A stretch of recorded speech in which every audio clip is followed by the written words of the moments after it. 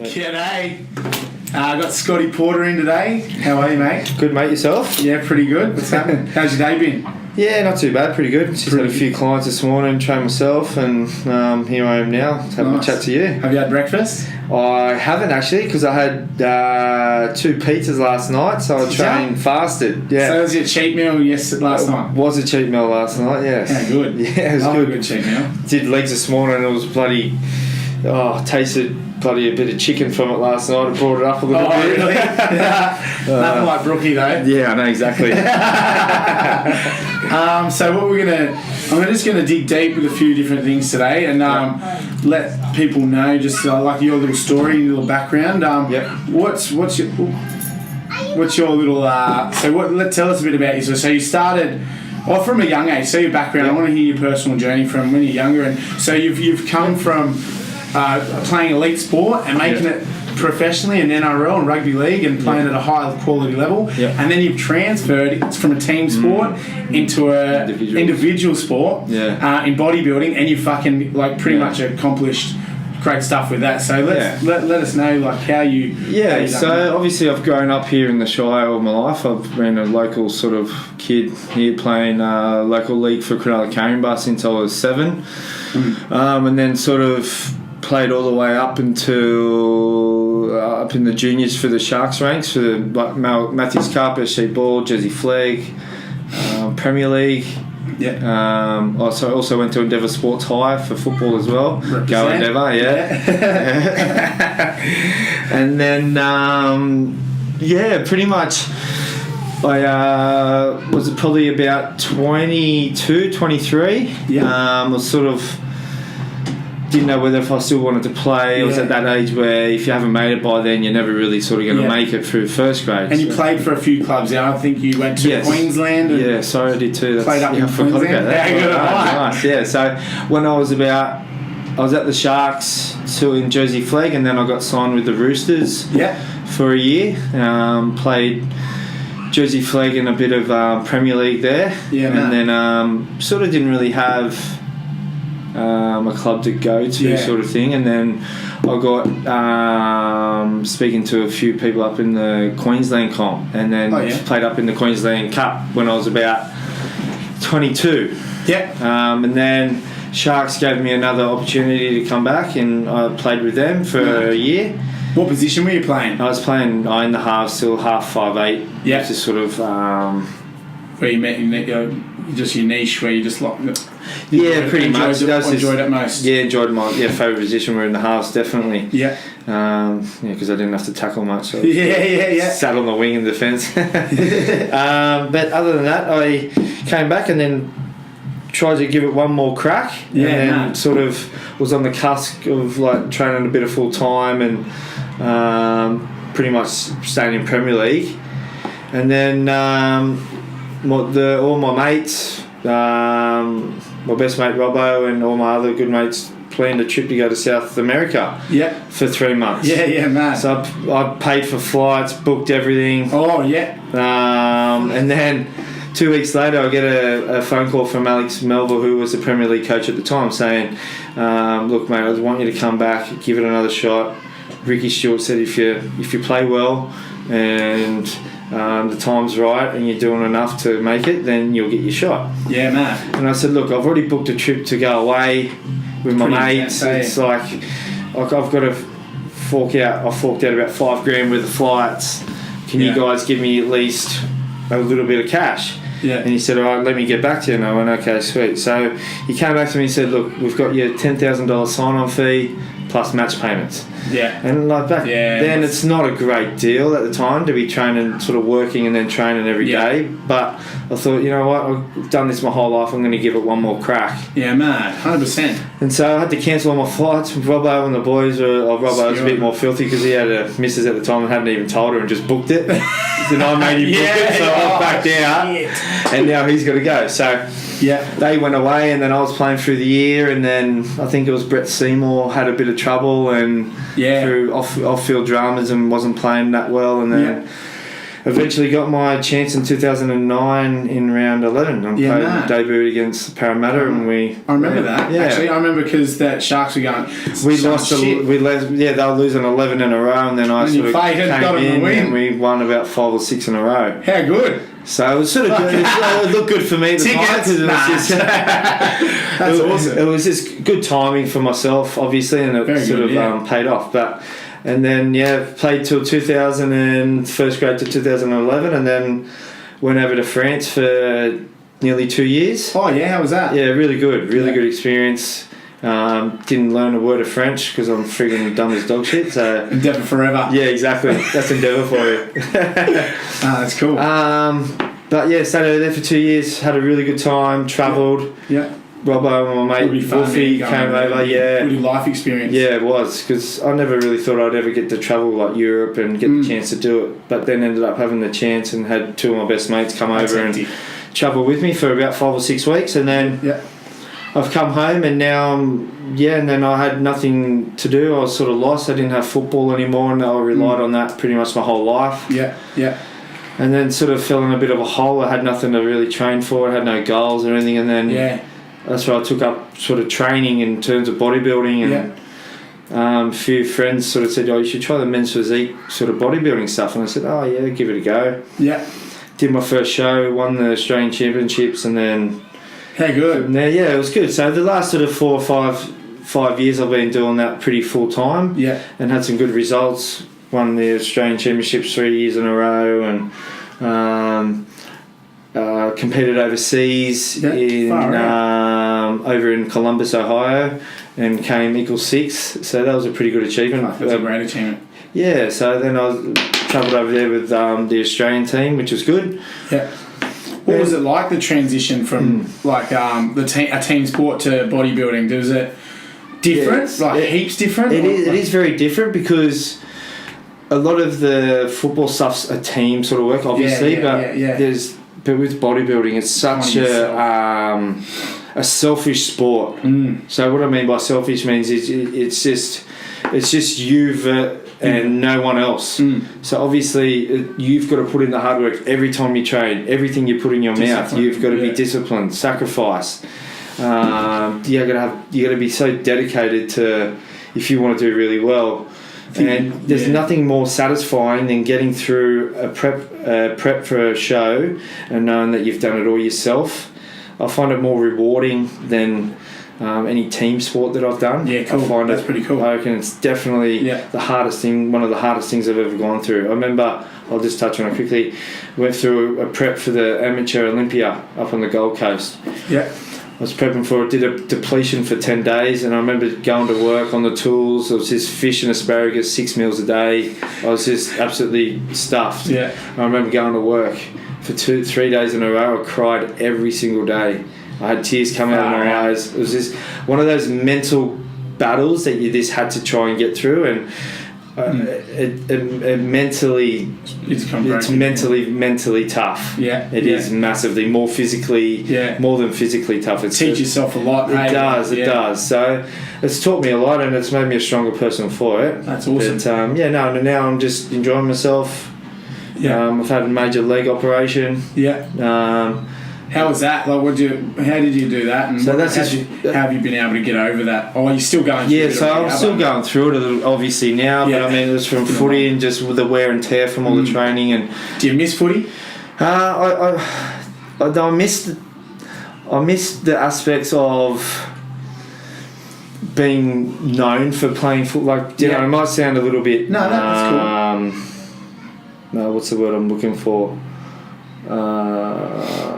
I can't think of it, but that's right. Yeah. I sort of miss being in that environment of it all, but I definitely don't miss getting run over by 120 kilo big bloody dudes running over me all the time. Yeah, exactly. Waking up, can't move, but I miss different aspects of it than others. Mates and stuff like that. Yeah, exactly. Change room, mucking around, 100%. Joking. Yeah, I miss that part of things, but So who was your biggest inspiration, like, growing up and, to be the person you are today? And, like, I think that you've got good character. Like, I look up to you when you're training here and that, and your personality. So Where does that come from? Like, who do you look up to most, or Mate, to tell you the truth, all my training through football and diet and everything was really, really bad. Yeah. And to tell you the truth, I've only just gotten really good and dedicated with everything ever since I changed over to the bodybuilding sort of type thing. But my biggest inspiration and people who I looked up to and wanted to sort of impress the most were probably my mum and my dad, definitely. Yeah. Especially my old man. Me and him are best mates. We work together every day. Yeah. He's helped me through everything. I talk to him about everything. Obviously my mum as well, but obviously I lost her in 2009. Yeah. So it's sort of, I do it for her as well because she always wanted to see me succeed as well. 100%. Yeah. Especially in rugby league, she passed away halfway through my footy career at the start. So I was sort of really, really happy and glad that she saw me play first grade because she was one of my biggest number one fan. Yeah, she was. She used to come home after a game going, "Why didn't you do this? Why didn't you throw a dummy and go yourself there?" Like this to me, trying to show me and stuff like that. It was good, but I definitely miss having her around and not and having that there. But like I said, I'm just glad that she got to see me play, and she'd be super proud of you. Yeah, exactly. Yeah. So those definitely my mum and my dad are my two biggest inspirations for sure. Yeah, that's awesome. Far out. That's cool. Yeah, it is. Yeah. It's good. So that's been a good drive for you for now as well. Like I see that drive of you just to achieve, the best you can, like within your missus as well. Like you working hard, like to get your own place and stuff like that. It's really cool. Yeah, it's motivating for people around. Yeah, it is. Yeah. Good. So what else? I wanted to see. So do you have any like life regrets or anything like that? It's a bit of a heavy question. It is. Life regrets. Yeah, life regrets. Have to I'm just trying to think. That's a good question. Oh, there's probably a few, but off the top of my head, life regrets.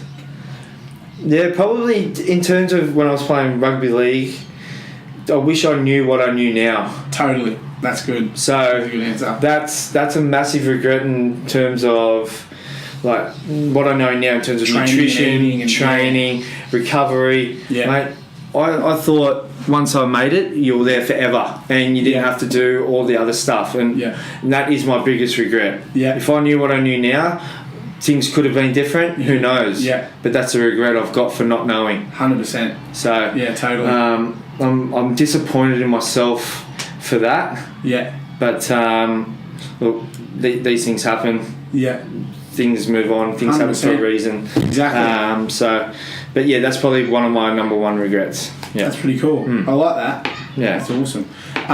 What drives you to keep going? So, okay. Driving me to keep going, probably just to keep bettering myself each week. Just because you're in sort of the sport and what I do, you're your own worst critic in terms of trying to better yourself every time. Try and better myself in terms of work and training to provide for myself and my partner, Kira. As we just I bought my second place as of about 3 months ago, so now I'm just trying to get that drive and better myself at work, trying to drive it into my head that I need to be better each day to support myself and my two places that I've got at the moment to really get ahead in life. That's awesome. That's really cool. Yeah. How was so when you said your knee injury? How was your your mental headspace when you had that injury? Yes, it's definitely one of the toughest things I've probably been through. Yeah. Because you said it was from a rugby league injury, so this is not from like bodybuilding and training now. This is like years after. Years after. Yeah. So how's your headspace been? So mentally, because we don't want to talk about my headspace tonight. No. Mine's just as bad as yours. Don't worry. We keep battling. It's all good. Back and forth. Game of tennis. So obviously with the lead, I knew I had to get it done, and then I sort of tried to mentally prepare myself for it, knowing that I wasn't going to be able to do things for a while or do much. So but a few things went wrong with the operation, and I had a hematoma, and then they had to send me back in for another surgery. So that was another bit of a setback. I was in hospital in a bed for 15 days. I was only supposed to be there for 4 days. Far out. So it was a lot worse than what it was, and I've lost about 9 kilos of weight as well from the surgery, and obviously all my hard work. I couldn't train for about 4 or 5 weeks. My nutrition was really bad. Sitting in hospital, eating shit food. Yeah. And it just builds up. It just builds up. You lose your muscle for not training for so long. And I just got out, and I was not that I was big, but I was a lot skinnier. I'd lost so much weight, and just looking at myself, it was just like, fuck, all my hard work's just gone out the window. Yeah. And it's been nearly 9 months today. 9 months last week. Sorry. And since my leg surgery, and I've actually got a before and after photo that I'm going to put up over the next couple of days where I came out of the hospital, and I've got a photo of my upper body and like lower body, and compared to what it was then and to what it is now. I can't wait to see it. And I'm going to put it up, and it just shows Steggles. Sorry. That's alright. But it just shows like the hard work and the dedication you put in. It takes time, it's baby steps, but if you can really put in the work, and that was the hardest thing, trying to get my head around, fuck, I'm never going to get back to the way I was. I'm never going to get back to where I want to be. But I'm not where I want to be now, but I'm a hell of a lot closer to where I want to be than where I was before. 100%. So it's it's definitely a tough mentally. Yeah. So do you have any advice for those like going through tough times with like an injury or like a loss, or anything, going through transitions of sports, and like just like any advice for anyone going through tough times? Yeah, definitely. I've actually got a friend of mine who just lost their mum as well. Yeah. And he sort of didn't know how to deal with it, and I just went off my own bat and just sort of said, "Oh look, I've gone through what you've gone through. Please come and talk to me." The best thing is to stay busy, stay around friends, talk, don't hold it in, because I know when you hold it in, when I held it in for the first couple of years, and there was a lot of issues with how it all happened, and I held it in, and it really used to make me angry. I used to, like, me and my ex-missus, we broke up because I pushed her away. Yeah. I nearly pushed my old man away. There was a lot of things where, you can sort of get unstuck. So in terms of advice, I definitely recommend going and seeing someone and talking to someone about it. That's what I did for about 6 months, and then 6 months off, and then another 6 months. So I've been in and out of processing of trying to get it off my chest and speaking to someone about it. Yeah.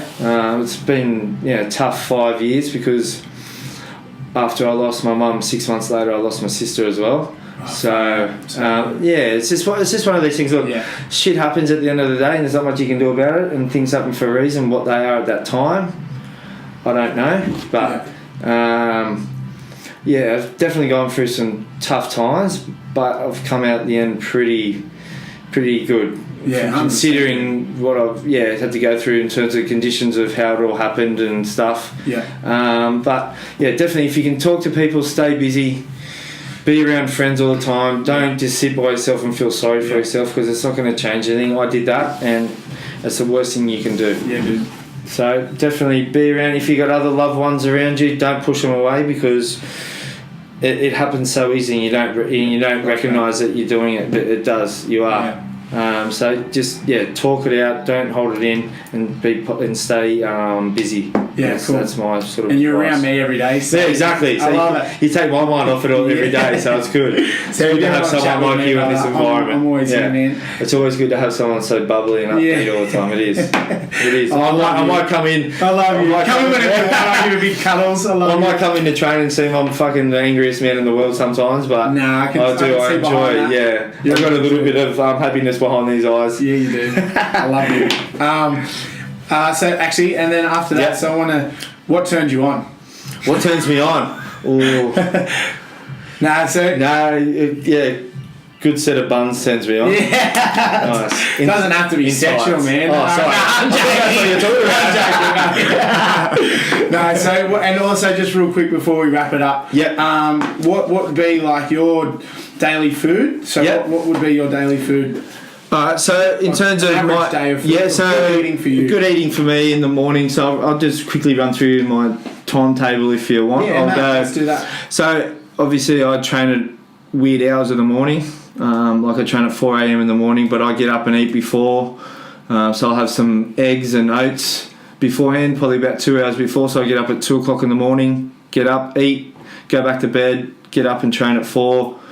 And then I'll train some clients, and then I'll probably eat again at about You're doing a lot, I love it. Yeah, 8 o'clock, and then I'll have my post-workout meal after my training session, which will be, say, some chicken breasts, some brown rice, some veggies, and some peanut butter all over my veggies, because, mate, it's unreal. Love your peanut butter. Yeah, that's it. And then I'll go and work during the day with my old man doing fencing. And then lunchtime, about 12 o'clock, I'll have another meal. I'll have some steak, sweet potato, veggies, peanut butter, avocado. Yeah. And then I'll work until about 2, 3 o'clock, come to here at Reborn, do the strength classes, have some clients, and then I'll have a protein shake in between. Yeah. And then that'll be at about 4 or 5 o'clock. Yeah. And then when I get home about 6:30, 7, 8 o'clock, depending on who I'm training and whatnot, I'll have another meal. So it'll be either fish, it'll be barramundi, with some white potatoes, veggies, and some avocado. Awesome. And then it just repeats all over again. Perfect. Same thing every day. That's awesome. Yeah. So that's my daily intake of food, pretty much until So.